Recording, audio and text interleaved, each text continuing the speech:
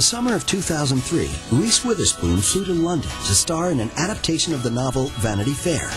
She was midway through her pregnancy, and she finished the shoot not a moment too soon. Son Deacon was born in October. Throughout Hollywood, Reese was known as a hard worker, but she worked even harder to provide a normal life for her children. She had a very supportive family structure that she came from, and she very much has replicated that in her own life with her own kids. Kids are always the first priority, more than the careers. Between balancing her family and career, Reese still found time to lend support to a number of causes, the Children's Defense Fund in particular. Her involvement with the CDF began in the mid-90s. I had read Marian Wright Edelman's book, The Measure of Our Success, on my way to college when I was going to Stanford when I was 19 years old, and it was just a really inspiring book. It influenced her. It changed the way she saw life. She picked up the phone, called directly. I'm Reese Witherspoon. I'd like to do something.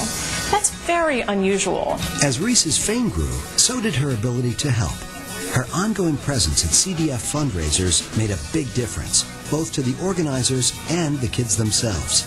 It's so wonderful to have a person who is engaged in a serious way with children. She's not only a generous financial supporter, but she's come and boosted the morale of these young people who are beating the odds. I just want to say that I think all of these wonderful young people that we're honoring tonight are such an inspiration to me. Reese may be an A-list star, but on trips back to Nashville, this hometown girl still blended right in. I saw her in Target the other day. She was home, I guess, bringing her family to see her parents. She looked just the same as always, and just cute and smiling. And I guarantee that if someone had stopped her and said, "Are you Reese Witherspoon? And could I have your autograph?" she would have stopped and, made them feel welcome. Reese is less cordial with tabloid photographers whose tactics get out of hand. In September 2005, Witherspoon notified authorities after her family was allegedly accosted at a California theme park. It was the second incident in 6 months. The things that are private things, she really works hard to keep them private. It's unfortunate that she's in for the Us or the Star or whatever every week just getting a freaking coffee. There is a price that comes along with being well known and being successful, especially as a movie actress. And it's a price that Reese is willing to pay up to a point.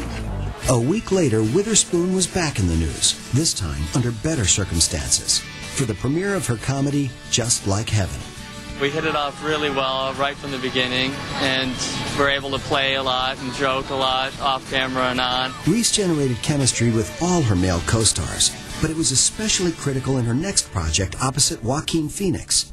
After more than a dozen years in development, Walk the Line, based on the life of Johnny Cash, made it to the big screen.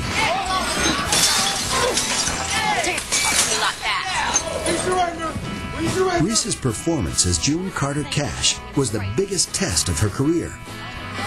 Before June died, she personally endorsed Witherspoon for the role. See,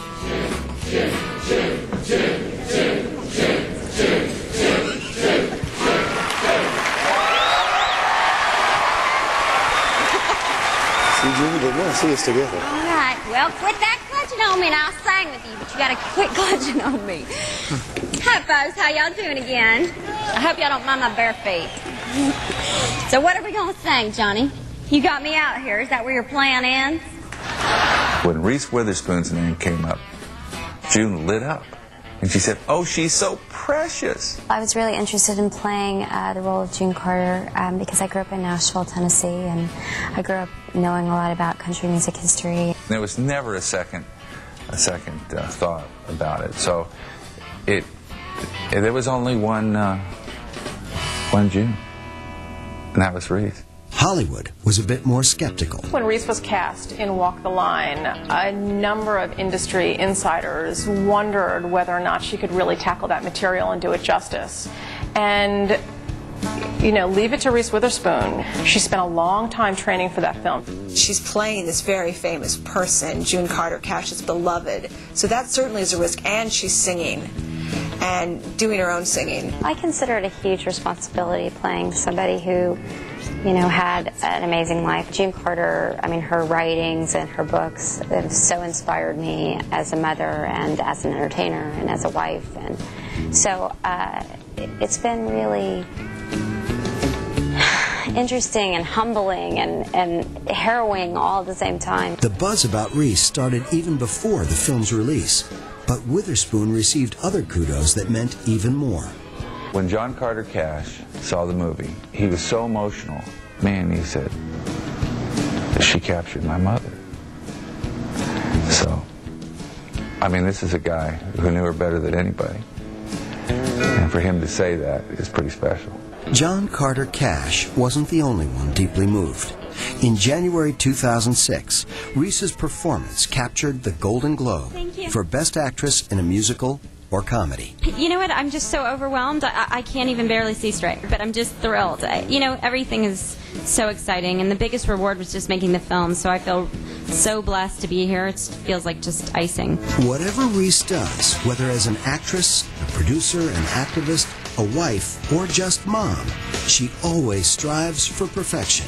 Back in Nashville, Witherspoon may be a regular gal, but around the world, this sexy Southern belle will always be Hollywood's golden girl. She's just done everything right. She's hit bigger paychecks than women, twice her age. She's a great mom. She's a great wife. And we get to see her juggle them all, and she does it with a smile.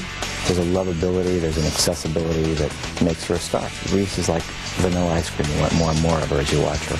She's a good old girl. I'm getting the kind of jobs I've always dreamed of having, and that's just a dream come true for me. But I feel like if it went away tomorrow, I'd be all right, because I have a great family and a wonderful husband. I'm a very, very blessed woman. I feel very lucky.